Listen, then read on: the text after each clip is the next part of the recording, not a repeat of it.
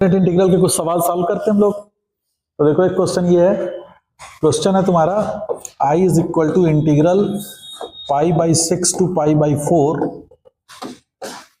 1 plus cot X cot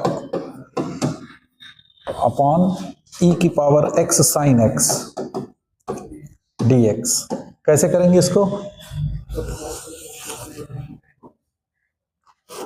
1 plus cot x upon E की power x sine x dx from pi by 6 to pi by 4। कैसे solve होगा ये?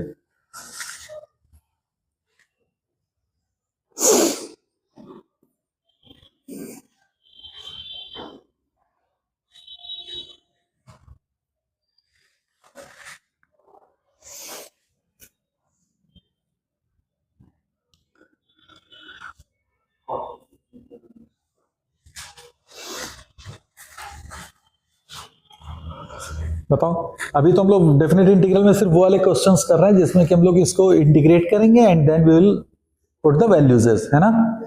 तो बताइए इसको कैसे इंटीग्रेट किया जाए, क्या सब्स्टिट्यूशन किया जाए या इसको किस तरह से मैनिपुलेट करें?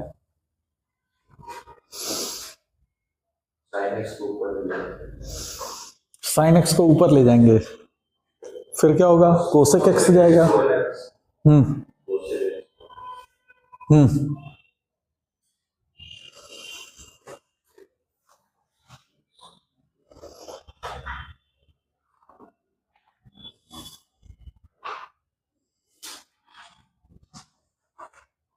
फिर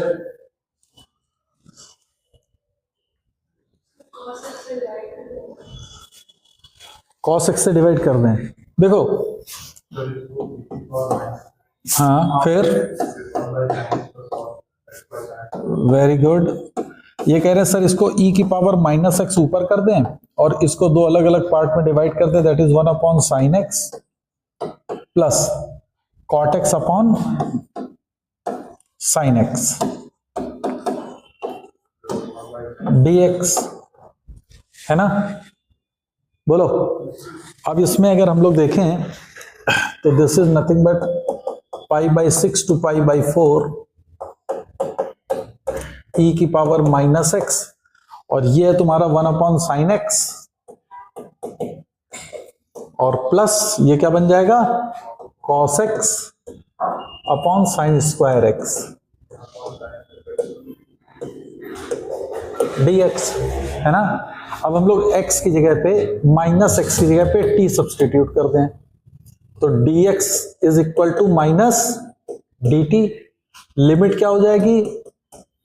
minus pi by 6 to minus pi by 4। ये बन जाएगा e की पावर t, बोलो, अपॉन माइनस का 1 अपॉन साइन एक्स और प्लस का cos x upon sine square x dx with a minus sign, क्योंकि dt ये मैंने क्या t में रखना था ना, वो t में था ये सारी चीजें, साइन t यहां पे cos t sine square t और dt हो जाएगा, है ना। समझ में आ रहा है मेरी बात?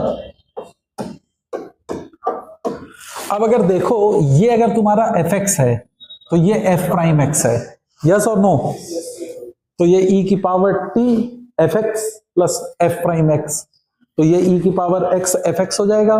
तो ये इंटीग्रल क्या बन जाएगा? माइनस e की power t upon sine t और माइनस माइनस प्लस हो जाएगा क्योंकि ये माइनस इस माइनस से वो हो जाएगा और वैल्यू आ जाएगी minus pi by 6 to minus pi by 4। अब तो आप आराम से लिमिट लगा सकते हो जाएगा, बोलो, है ना। तो बेसिकली e की पावर x था, तो हमेशा हमको माइंड में रखना है कि e की पावर x का क्वेश्चन ज्यादातर हम लोग e की पावर x उसको fx plus f prime x में ब्रेक करें and then we can solve it.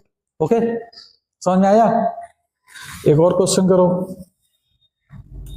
इस क्वेश्चन को कैसे करेंगे? प्रूफ करो इसको। आपको दिया गया इंटीग्रेट करना है 0 से 102 x1 x minus 1 x minus 2 x minus 100 multiplied by 1 upon x minus 1 plus 1 upon x minus 2 plus up to 1 upon x minus 100 dx is equal to 101 का फैक्टोरियल माइनस 100 का फैक्टोरियल। कैसे करेंगे इसको?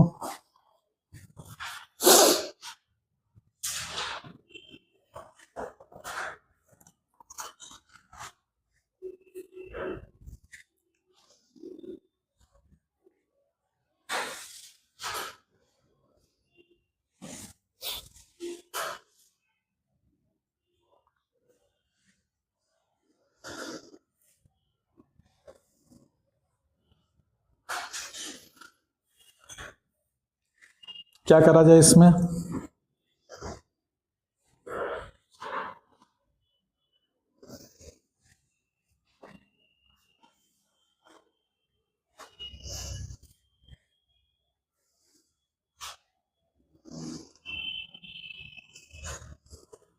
यहां पे सारे चीज मल्टीप्लीकेशन में और यहां पे सबका 1 by 1 लिखा हुआ है। क्या क्या माइंड में चल रहा है? क्या सब्स्टिट्यूशन ऐसा किया जाए कि जिससे ये इजी वे में सॉल्व हो सके?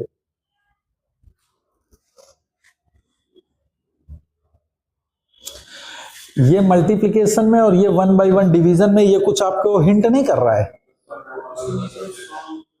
नहीं तो बहुत कॉम्प्लिकेटेड हो जाएगा। सबको अगर हम अलग अलग करते जाएंगे तो फिर तो एक एक टर्म कटेगा, बाकी तो सारे टर्म बचेंगे। जैसे मान लो इसका तुमने इससे मल्टीप्लाई किया तो x-1 कट जाएगा, तो x-2 से x-100 तक तो मेंटेन रहेगा ना, तो फिर वो प्रॉब्लम करेगा। देखो अगर इसको मैं देख रहा हूं तो मुझे ये साफ साफ दिख रहा है कि अगर सर इसको t लेके log लेके डिफरेंशिएट करें तो ये 1 by 1 टर्म आ जाएगा। यस और नो? तो सबसे पहला काम क्या है कि मैंने करा कि sir x-1 x-2 up to x-100 इसको t मान लेते हैं। ओके, अब दोनों साइड का मैंने log ले लिया, तो log लोगे तो ln x-1 plus ln of x-2 plus up to ln of x-100, समझ में आ रही बात, is equal to ln t। अब दोनों को डिफरेंशिएट कर दिया। जैसे ही डिफरेंशिएट किया तो 1 upon x-1 plus 1 upon x-2 plus 1 upon x-100 dx is equal to 1 upon t dt। अब ये t जब ये आके मल्टीप्लाई होगा तो ये पूरी चीज मल्टीप्लाइड बाय दिस dx, बोलो, तो ये बनेगा x-1 x-2 up to x-100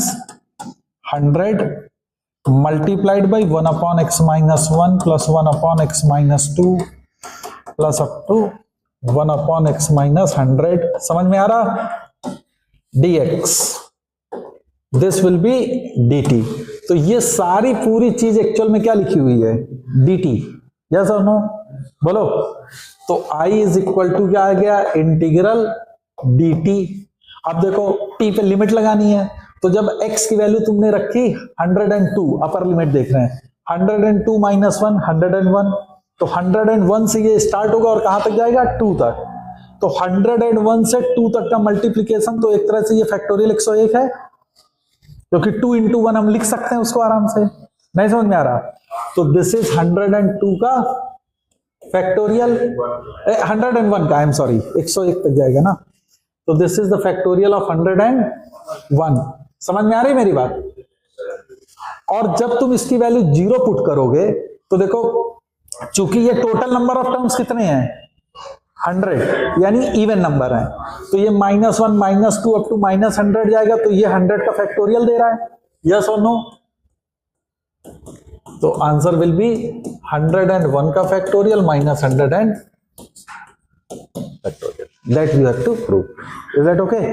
तो ये सारे मल्टीप्लाइड में थे और उसका 1 by 1 अगर ये डिवीजन में लिखा हुआ है तो ऐसे टर्म में हमेशा याद रखो कि what you have to substitute? Log. हम लॉग में ले लें, हम लोग इसको आराम से सॉल्व कर सकते हैं। समझ में आ रही मेरी बात कि नहीं? बोलो भाई, क्लियर है ये चीज? चलो भाई नेक्स्ट देखो, ये क्वेश्चन कैसे करेंगे? कहता है let f be a 1-to-1 continuous function such that f of 2 is equal to 3।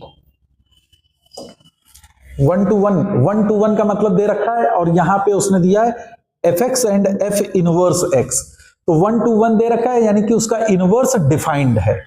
Is that okay? और उसमें साथ में ये दिया गया है कि f ऑफ 2 की वैल्यू जो है वो है 3 एंड f ऑफ 5 की वैल्यू दे रखी है 7, और आपको गिवन है कि 2 to 5 fx dx, इसकी वैल्यू उसने 17 दे रखी है, और आपसे 3 to 7 किसकी वैल्यू पूछ रहा है? Integral 3 to 7 f inverse x dx, ये वैल्यू आपसे कैलकुलेट करने को कह रहा है। तो अब इसको कैसे सॉल्व करेंगे? हाँ जी, ठीक है, ये कह रहे हैं कि सर यहां से हम लोग कह सकते हैं कि एफ इनवर्स 3 की वैल्यू जो है वो 2 है, और यहां से हमारा है कि एफ इनवर्स 7 की वैल्यू जो है वो 5 है। ओके, ठीक है। अब क्या करें? नहीं, देखो अब इसको करने के लिए तुम क्या करोगे, देखो यहां पे आपको दिया गया 3 to 7 F inverse x dx, ये चीज दी गई है, इसकी वैल्यू हमको कैलकुलेट करनी है। बोलो भाई, है ना? तो इसमें हम क्या पुट कर रहे हैं, पुट करता हूं x is equal to F of T, हमने सब्स्टिट्यूशन किया, x is equal to F of T. समझ में आ रही मेरी बात? तो dx क्या होगा, F prime T D T. बोलो भाई, इज दैट ओके? ओके, और एफ इनवर्स एक्स क्या हो जाएगा, F inverse x is nothing but it is T. Okay, अच्छा अब जरा लिमिट देख लेते हैं हम लोग। जब है x की वैल्यू 3 तो F inverse x is 3 is 2, and जब x की वैल्यू है 7 यानी F inverse 7 is equal to 5। तो अब ये मेरा इंटीग्रल जो है, देखो ये बना कहां से कहां तक जा रहा है, 2 to 5, 2 to 5, F inverse x क्या बन जाएगा, t, F prime T D T. बोलो भाई, यस और नो, हो जाएगा? अब इसमें मैं बाई पार्ट्स लगा रहा हूं, है ना? बाई पार्ट्स लगाऊंगा तो first function integral of second, तो first function is T, integral of second that is F of T, इसकी लिमिट है from 2 to 5 minus integral differentiation of first, तो दैट इज 1, और F of T D T. बोलो, ये हो जाएगा? तो इसकी वैल्यू कितनी आ जाएगी, 5 times F of 5 minus 2 times F of 2 minus, और ये वैल्यू आपको उसने दे रखी है 17, तो दिस इज माइनस 17। ओके, और एफ ऑफ 5 की वैल्यू कितनी है, 7, और एफ ऑफ 2 की वैल्यू है 3, तो 5 इंटू 7 माइनस 2 इंटू 3 माइनस 17, तो ये वैल्यू हो जाएगी 35 माइनस 6 माइनस 17, ये वैल्यू कितनी आ जाएगी, 29, 12, आई थिंक इट्स 12, तो द आंसर इज 12, है ना? तो देखो ये चीज याद रखना हमेशा, इस तरह का क्वेश्चन में एडवांस में भी पूछा गया है कि अगर तुमसे दिया जाए कि a to b F x dx plus integration F of a to F of b F inverse x dx, okay, तो उसको करने का तरीका आपका ये रहेगा। ठीक है, वैसे इसको तुम जनरली फाइनली याद कर लोगे तो इसका आंसर आता है b times F of b minus a times F of a, है ना? वो याद करने का है कि अगर आप उसको याद करके, बट हाउ टू प्रोसीड, तो the procedure will be something like this. समझ में आया कि हमको इस तरह के क्वेश्चन को कैसे अटेम्प्ट करना होगा? ठीक है, समझ में आ रही बात कि नहीं? तो इसमें हम लोग बेसिकली कुछ नहीं कर रहे हैं, केवल क्या है, हम लोग वैल्यू को इंटीग्रेट कर रहे हैं नॉर्मली इंडेफिनिट इंटीग्रल की तरह, and then we are just putting the value, तो डेफिनेट इंटीग्रल की वैल्यू को हम लोग सॉल्व कर रहे हैं, है ना? इस इंटीग्रल को कैसे करेंगे, ये लिखा हुआ है i is equal to 1 to infinity e की power x plus 1 plus e की power 3 minus x to the whole power minus 1 dx। इसको कैसे करेंगे? हाँ जी, चलो ठीक है, इनने कहा कि सर इसको नीचे कर लेते हैं, बिल्कुल कर लिया जाए। 1 to infinity dx upon e की power x plus 1 plus e की पावर 3 माइनस x। अब क्या करें? e की पावर, ये कह रहे हैं सर e की पावर 3 माइनस x कॉमन ले लीजिए। चलो भाई, 1 to infinity dx upon e की पावर 3 माइनस x हमने कॉमन ले लिया, तो यहां पे क्या बनेगा, e की पावर, बोलो, 2x plus 4, 2x plus 2, 2x minus 2, exactly +1 ये बन जाएगा। अब क्या करें, ठीक है, इनने कहा कि सर अब इसको हम लोग कर लेते हैं 1 to infinity e की पावर, ये हो जाएगा x - 3dx अपॉन e की पावर 2 times x - 1 + 1।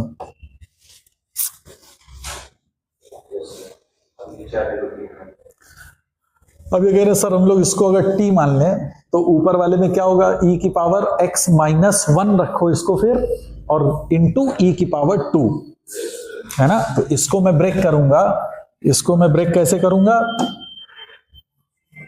e की पावर x - 1 इंटू e की पावर -2 dx। क्यों भाई, अब हम क्या सब्स्टिट्यूशन करेंगे, e की power x - 1 is equal to t, so e की power x - 1 dx would be dt।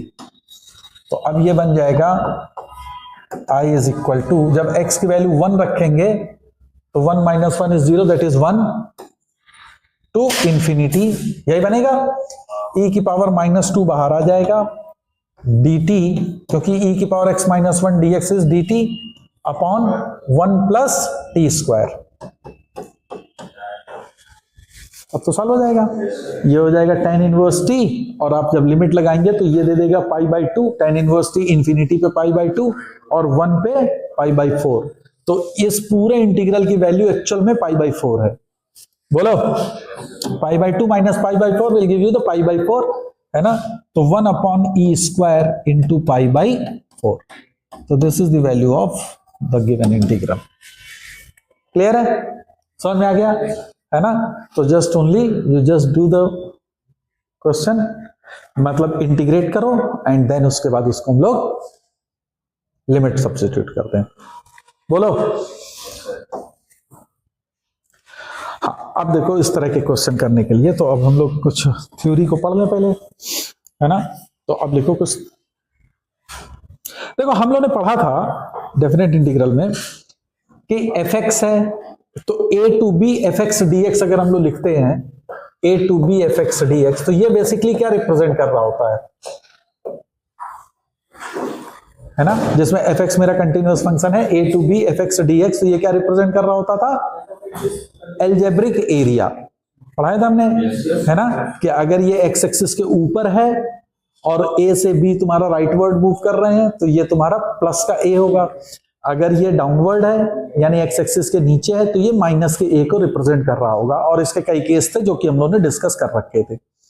Okay, तो अभी हम लोग ये मान लें कि जैसे सपोज कर लो कि ये a से b के बीच में ये ऊपर जा रहा है, this is a and this is b, और मान लो ये y equal to f of x है। अब हमारे पास कोई दो कर्व हैं, मान लो a से b में एक कर्व है ये gx और एक कर्व मेरा चल रहा है hx, this is gx and this is hx। तो बेसिकली तुम क्या देख रहे हो कि fx जो है वो लाई कर रहा है gx से hx के बीच में, बोलो, है ना। तो fx बेसिकली मेरा कहां से कहां तक लाई कर रहा है, it is always greater than gx, sorry hx, और छोटा है ये हमेशा gx से, यही तो है ना। तो याद रखो कि अगर कोई फंक्शन तुम्हारा fx है, कंटिन्यूअस है, और वो दो फंक्शंस के बीच में जा रहा है यानी कि gx से hx के बीच में है throughout in the domain, then the integration of a to b fx dx is always lies between the integration a to b hx dx to a to b gx dx। अच्छा, क्या ये सिर्फ वो x axis के ऊपर है तभी ये एप्लीकेबल है कि x एक्सिस के नीचे होगा तब भी एप्लीकेबल हो जाएगा?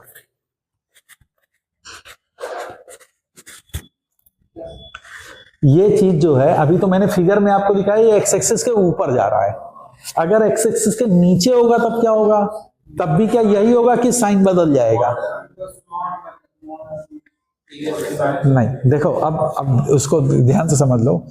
अब सपोज कर लो कि ये चीज तुम्हारी एक्स एक्सिस के नीचे अगर होती है ना, तो fx ऐसे है ना। अब fx की वैल्यू gx से बड़ी छोटी है, तो इसमें gx कहां होगा? अगर fx की वैल्यू gx से छोटी, ऑब्वियसली fx निगेटिव है, तो निगेटिव वैल्यू छोटी होगी यानी gx ऊपर होगा। बोलो, तो gx कुछ ऐसे जा रहा होगा और hx कुछ ऐसे आ रहा होगा, यस और no? This is fx, this is gx, this is hx, तभी तो होगा कि fx वैल्यू hx से gx के बीच में होगी। तो अब अगर तुम इसके a से b के बीच में इसका इंटीग्रल देखोगे तो fx का जो इंटीग्रल होगा वो निगेटिव का a होगा, gx का जो इंटीग्रल होगा वो निगेटिव का होगा। तो ऑब्वियस सी बात है कि ये gx वाला इंटीग्रल की जो निगेटिव वैल्यू होगी वो इसके निगेटिव वैल्यू से बड़ी हो जाएगी, नहीं हो जाएगी? तो means this is applicable for every time. तो ये याद रखिएगा कि this is applicable for all. अगर मेरा fx hx और gx के बीच में लाई कर रहा है तो उसकी इंटीग्रल वैल्यू जो होगी वो हमेशा hx के gx के इंटीग्रल वैल्यू के बीच में ही लाई करेगी। क्या ये चीज क्लियर है कि नहीं? बोलो। तो अब इसी पे बेस्ड वाला क्वेश्चन था, इस क्वेश्चन को करो।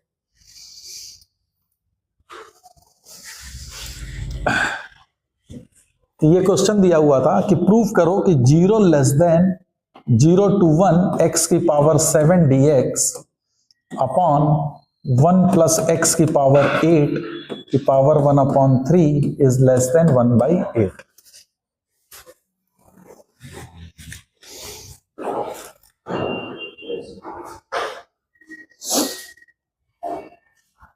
कैसे होगा ये प्रूफ? हाँ जी, नहीं तो क्या करें हम लोग?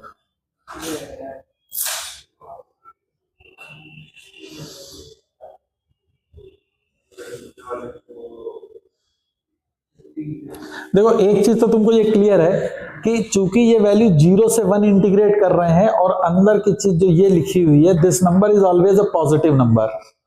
बोलो, तो हमको मालूम है कि अगर मेरा कोई भी fx है और वो पॉजिटिव है यानी एक्स एक्सिस के ऊपर जा रहा है, और यहां पे मान लो कि ये 0 है और ये है 1, ये एरिया ही हो रहा होगा उसका, तो ये वैल्यू ऑलवेज पॉजिटिव ही होगी। तो this will always be greater than 0 होगा, ये तो ट्रू है, होगा कि नहीं होगा? अब आपको ये साइड प्रूफ करनी है। ये समझ में आया ना कि this will always be a positive because मेरा fx जो है वो पॉजिटिव है। अगर fx पॉजिटिव है तो वो उसकी वैल्यू हमेशा पॉजिटिव इंटीग्रल वैल्यू देगा। तो this will be always be positive. How to prove this one? अब अगर आप गौर करो तो x तुम्हारा कहां से कहां तक लाई कर रहा है? 0 से 1, है ना। हमको ये बताओ कि 1 प्लस एक्स की पावर 8 जो है, 1 प्लस एक्स की पावर 8, एक्स की पावर 8 तो पॉजिटिव नंबर होगा, this number is always greater than 1 होगा, बिल्कुल होगा, नहीं होगा? तो 1 प्लस एक्स की पावर 8 की पावर 1/3 1 से बड़ी होगी, बिल्कुल बड़ी होगी। इसका मतलब है 1 अपॉन 1 प्लस एक्स की पावर 8 की पावर 1/3 ये हमेशा 1 से छोटा होगा, होगा, है ना। अब मैं x की पावर 7 इसमें दी है, तो दोनों साइड x की पावर 7 से अगर मल्टीप्लाई कर दूं तो x की पावर 7 अपॉन 1 प्लस एक्स की power 8 to the whole power 1/3 ये x की पावर 7 से छोटा होगा और ये 0 से बड़ा होगा, ये भी ट्रू है ना। अब इन पे तुम 0 से 1 अगर लिमिट लोगे तो ये तो पॉजिटिव देगा भाई, ये तो ग्रेटर देन 0 है तो 0 बड़ा हो गया। x की पावर 7 का इंटीग्रल अगर 0 से 1 करोगे तो क्या दे देगा?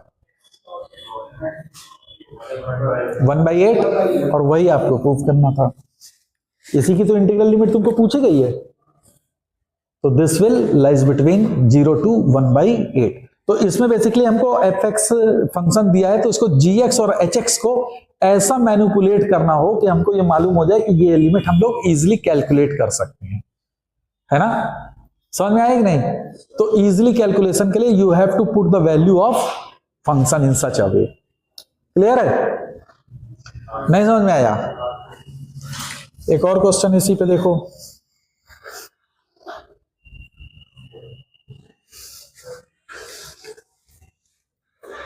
इस क्वेश्चन पे क्या वो कह रहा है कि कमेंट करिए, मल्टीपल है इसमें। अब आपको दिया गया है 0 से 1, मैं लिख दे रहा हूं। I1 उसने जो इंटीग्रल लिखा है वो लिया है 0 से 1 2 की power x square dx। I2 जो उसने कहा है वो है 0 से 1 2 की power x cube dx। I3 जो इंटीग्रल है दैट इज 0 to 1 to 2 की power x square dx। And I4 है दैट इज 1 to 2 की पावर x क्यूब dx। अब उसने I1 I2 I3 I4 के बीच में रिलेशन आपसे पूछा है कि I1 और I2 में क्या रिलेशन होगा, I3 एंड I4 में क्या रिलेशन होगा। क्या करेंगे? अब ये तो क्लियर है कि इसकी लिमिट को निकालना, इंटीग्रेट करना तो इट्स नॉट पॉसिबल, है ना। मतलब इसको हमको बहुत वो करना पड़ेगा, लेकिन इसमें हमको रिलेशन तो हम लोग निकाल सकते हैं। तो वो रिलेशन कैसे फाइंड आउट करेंगे?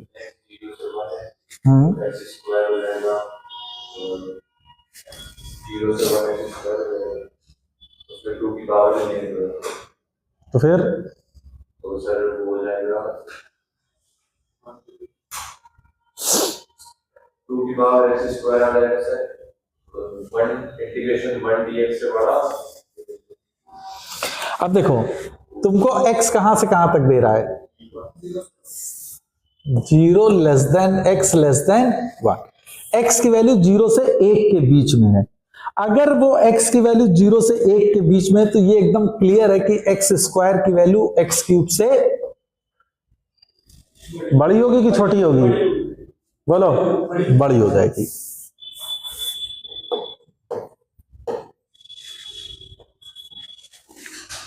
और x की वैल्यू x स्क्वायर से बड़ी होती है ना, 0 से 1 के बीच में। अगर ये चीज है और a की पावर x जिसमें a की वैल्यू 1 से बड़ा है, a की पावर x का ग्राफ अगर याद करो, a की वैल्यू 1 से बड़ी है तो ग्राफ ऐसे जाता है, यानी इंक्रीजिंग होता है if a is greater than 1। और यहां पे तुमको किसमें बेस क्या दिया हुआ है, 2, तो यानी कि वो इंक्रीजिंग ग्राफ होगा। तो अगर x स्क्वायर x क्यूब से बड़ा है तो 2 की पावर x स्क्वायर 2 की पावर x क्यूब से बड़ा होगा 0 से 1 के बीच में। यस और नो? तो अगर ये बड़ा है तो 0 से 1 के बीच में 2 की पावर x स्क्वायर dx की वैल्यू इंटीग्रेशन 0 से 1 के बीच में 2 की पावर x क्यूब से बड़ी होगी। यस बोलो भाई। इसका मतलब है कि I1 की वैल्यू I2 से बड़ी होगी, तो I1 will be greater than I2। This is your option. नहीं समझ में आया? क्लियर है? हमको बेसिकली देखना है कि कौन ज्यादा एरिया, बेसिकली ये क्या दे रहे हैं, ये सब एरिया दे रहे हैं आपको, तो आपको देखना है कौन ज्यादा बड़ा एरिया दे रहा होगा। ओके, अब बात आती है 1 से 2 वाली। अब I3 और I4 किसके बीच में दे रखा है, अब तो तुम लोगों को समझ में आ गया होगा। तो उल्टा हो जाएगा, क्योंकि अब 1 से 2 के बीच में जब जाओगे तो x cube will be greater than x square, है ना। तो x क्यूब की वैल्यू बड़ी होगी x स्क्वायर से जब x की वैल्यू 1 से बड़ी हो जाएगी। समझ में आया? तो 2 की पावर x क्यूब 2 की पावर x स्क्वायर से बड़ा होगा, यानी कि 2 की power x cube will be greater than 2 की power x square. So I3 will be greater than I4। So D will be your correct option. कि I4 जो है, sorry, I4 will be greater than I3। नहीं समझ में आया? समझ में आया कि किस तरीके से आपको बेसिकली इसमें कोरिलेट करना था।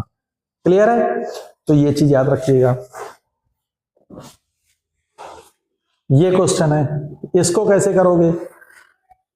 सॉल्यूशन पे मत जाना, हमने तुम लोगों के लिए सॉल्व भी कर रखा है। तो अपने आप पहले इसको कोशिश करो। π/6 से 0 to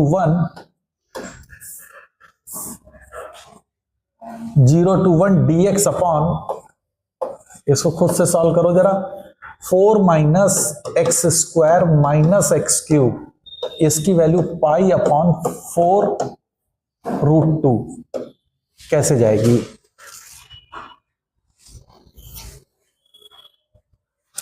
बेसिकली मैं यहां पे दे रहा हूं तुम लोग को क्वेश्चन। क्या था क्वेश्चन, क्या था जरा बोलो, तुम लोग खुद से लिखो। 0 to 1 dx upon √4 minus x square minus x cube. ये कह रहा है π/6 से π/4√2, आई थिंक सो, है ना, यही है। π/6 से π/4√2। यस, करो इसको जरा, ये कैसे सॉल्व होगा? बहुत अच्छा क्वेश्चन है। देखो, ये जो आपको दिया गया है ना दोनों लिमिट्स, यही आपको हिंट दे रही होती है। नहीं तो कैसे फंक्शन कैसे बनेगा? ऐसा तो दिख ही रहा है कि π/6 मतलब साइन इनवर्स 1/2 हो रहा है। हमको तो ये बेसिकली आपको यहां पे और यहां पे फंक्शन बनाने पड़ेंगे, है ना। अभी मान लो वो सिंपल सा क्वेश्चन हम दे देते कि this is true, okay, then what is f(x), what is g(x)।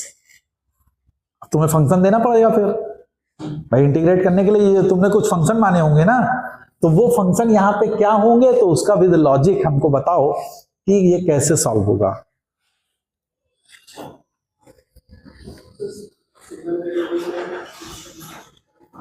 करिए, आपके पास क्वेश्चन है, सॉल्व करो, ट्राई मारो।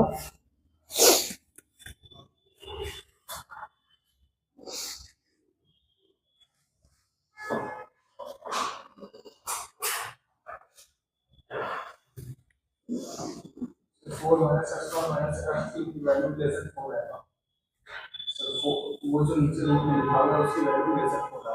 तो लेस देन 4 आ जाएगी तो वो 2 हो जाएगा, तो उसको इंटीग्रेट करोगे तो क्या दे देगा 1/2। लेकिन यहाँ तो π/6 और π/4√2 है, तो हमारे काम का नहीं रहेगा।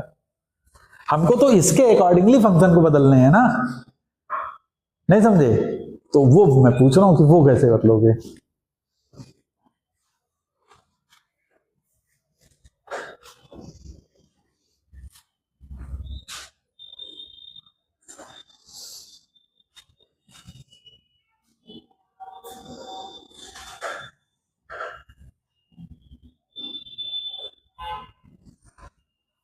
अब देखो, बताऊं, देखो क्या होगा। 4 - x² - x³, इसकी वैल्यू जो है वो छोटी होगी 4 - x² से। ये तो ट्रू है, क्योंकि 0 से 1 के बीच में x³ पॉजिटिव नंबर होगा, तो अगर 4 - x² से कोई पॉजिटिव नंबर घटाओगे तो वो ऑब्वियसली छोटा होगा। ये तो इस पे ट्रू है कि नहीं है? तो 1/4 - x² - x³ की वैल्यू 1/4 - x² से बड़ी हो जाएगी, ये भी ट्रू है। अच्छा, 4 - x² - x³ ये वैल्यू हमेशा पॉजिटिव होगी, क्यों? क्योंकि x² और x³ की वैल्यू 0 से 1 में हमेशा 1 से छोटी होंगी, तो ये वैल्यू हमेशा पॉजिटिव होगी, ये वैल्यू भी पॉजिटिव होगी, तो इनका स्क्वायर रूट भी हम लोग ले सकते हैं। तो इसका मतलब हो गया कि 0 से 1 dx अपॉन √4 - x² - x³, इसकी वैल्यू हमेशा बड़ी होगी 0 से 1 dx अपॉन √4 - x²। बोलो, अब ये क्या बना? Sine inverse x upon 2, sine inverse x upon 2, और जब इस पे लिमिट 0 to 1 लगाओगे तो वो दे देगा π/6, यानी कि ये वैल्यू π/6 से बड़ी होगी। लेफ्ट साइड तो तुमने प्रूव कर लिया, नहीं समझ में आया भाई? हमको तो फंक्शन बनाना है ना अकॉर्डिंगली, तो लेफ्ट साइड में अगर पूछा जाए कि ये वाला फंक्शन क्या होगा, तो ये फंक्शन ये था 0 to 1 dx upon √4 - x²। Clear है कि नहीं? बोलो भाई। अब हमको करना है ये प्रूफ। ये प्रूफ कैसे करें? इसके लिए क्या हिंट हो सकता है, सोच के बताओ जरा। इसके बाद अब यहां से कुछ दिमाग लगाओ ताकि ये फंक्शन मेरा जनरेट हो जाए और वो लिमिट हमको दे दे। सोचो।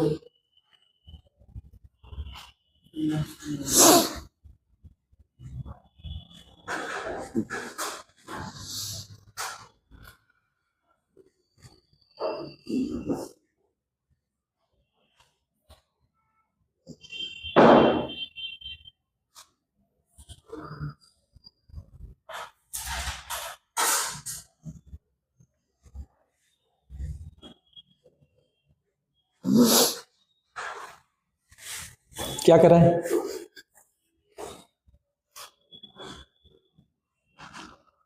जिससे कि ये चीज मेरी आ जाए, जब हम इंटीग्रेट करें तो फाइनली आंसर मेरा ये आ जाए π/4√2।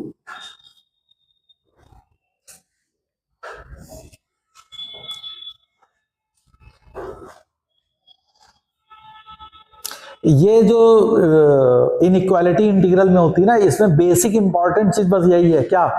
फंक्शन बनाना, है ना। अगर आप फंक्शन नहीं बना पा रहे हैं तो इंटीग्रेट नहीं कर पाओगे। अब भाई वो तो कह देगा कि ये चीज तुमको करनी है, ठीक है ना। तो अब वो कौन सा फंक्शन होगा वो ही बनाना सबसे इंपॉर्टेंट टास्क होता है। तो अब जरा देखो हमको ये चीज कैसे मैं लाऊंगा। देखो 4x 0 से 1 के बीच में है, इज दैट ओके? तो ये तो क्लियर है कि x क्यूब की वैल्यू जो है वो x स्क्वायर से छोटी होगी। 0 से 1 के बीच में x cube will be less than two x square. तो ये भी क्लियर है कि माइनस एक्स क्यूब जो है वो माइनस एक्स स्क्वायर से बड़ा होगा। बोलो भाई, नेगेटिव से मल्टीप्लाई कर दिया।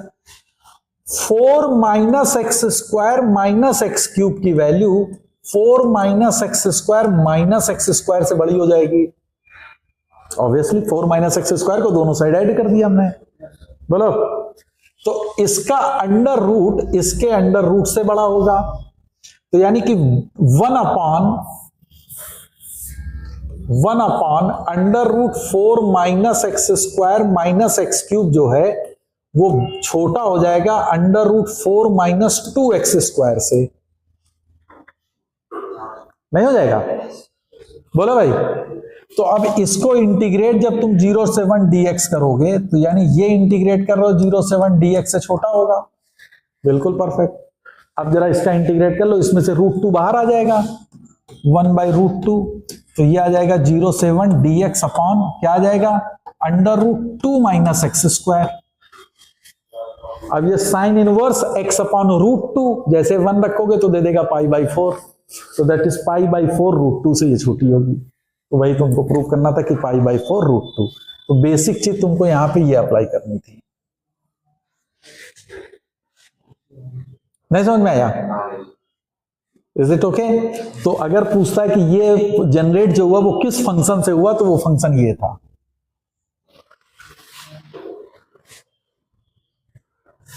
बोलो भाई, इज दैट ओके? नहीं समझ में आया? क्लियर? नोट कर लो, ठीक।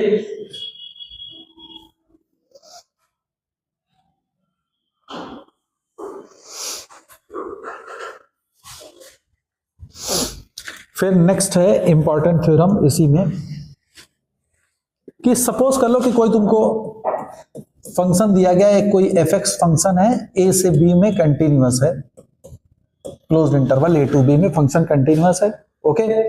और इस fx की जो मैक्सिमम ग्लोबल मैक्सिमा है,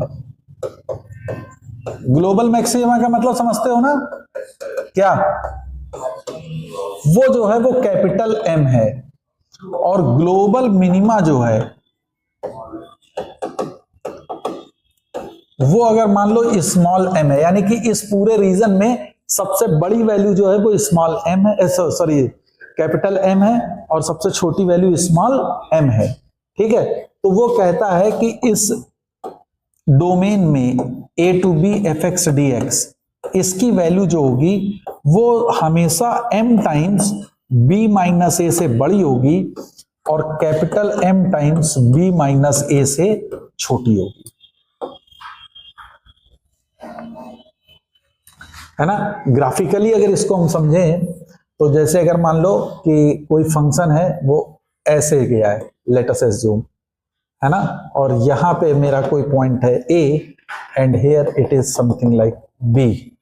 तो इसमें यहां पे मान लो ये ग्लोबल मैक्सिमा है कैपिटल M, और ये जा रहा है ग्लोबल मिनिमा स्मॉल m। तो ये जो fx dx इंटीग्रल करोगे ये small m times b minus है, मतलब कि जो ये वाला रेक्टेंगल है, समझ में आ रही मेरी बात? इससे हमेशा बड़ी होगी, स्वाभाविक सी बात है, एरिया जो होगा।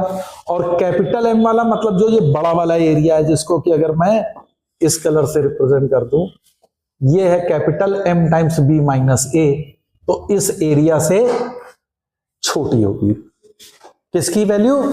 इस वाले fx के a to b इंटीग्रल की, यानी ये area capital M times b minus a यानी बड़े वाले रेक्टेंगल से छोटा होगा, और छोटा वाला जो rectangle M times b minus a है उससे हमेशा बड़ा होगा। Is that clear? है ना? लेकिन सब्जेक्टेड याद रखना है कि स्मॉल m जो है वो ग्लोबल मिनिमा है और कैपिटल M जो है वो ग्लोबल मैक्सिमा है, यानी कि extreme maximum value and extreme minimum value. Local minimum maxima पे बात वो नहीं कर रहा है यहाँ पे। Is that okay? समझ में आ गया? तो इस पे बेसिक क्वेश्चन करो।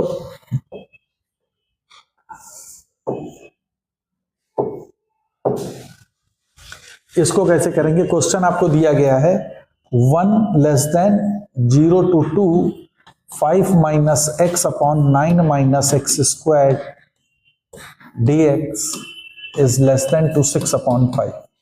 How to solve this one?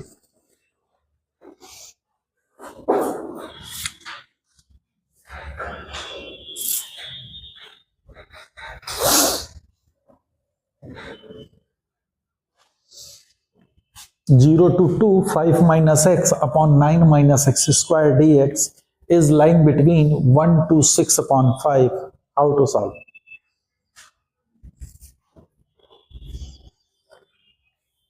अब इसको ये नहीं करना है हमको कि तो सर इसको दो अलग अलग पार्ट में पहले ब्रेक कर दें, इंटीग्रल की वैल्यू निकालें, और ये आपको 1 और 6/5 ही लेके आना है। इजी तो इंटीग्रेशन तो इसका कर लोगे कि 9a² माइनस x² ln का फॉर्म में आ जाएगा और वो हम लोग इजिली सॉल्व कर सकते हैं, है ना? आई एम नॉट आस्किंग कि जस्ट आप इस इंटीग्रल की वैल्यू कैलकुलेट करिए। ही इज आस्किंग यू कि prove that the value of this integral lying between 1 to 6/5, यानी कि इसकी मिनिमम वैल्यू जो होगी वो 1 आएगी और इसकी जो मैक्सिमम वैल्यू जो आएगी वो 6/5 आएगी, है ना? इससे बड़ी नहीं हो सकती कभी भी और 1 से कभी भी छोटी नहीं आएगी। तो how to solve this one?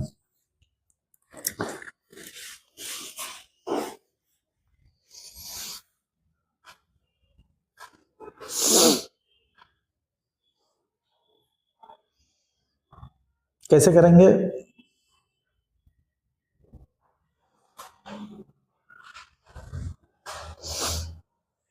सबसे पहले देखो, ठीक है, तो इससे क्या होगा? ये तो पॉजिटिव रहेगा ही रहेगा। देखो सबसे पहले कि 0 से 2 के बीच में ये जो फंक्शन है 5 minus x upon 9 minus x², ये फंक्शन कंटिन्यूअस है, क्योंकि इसको प्रॉब्लम कहां पे है?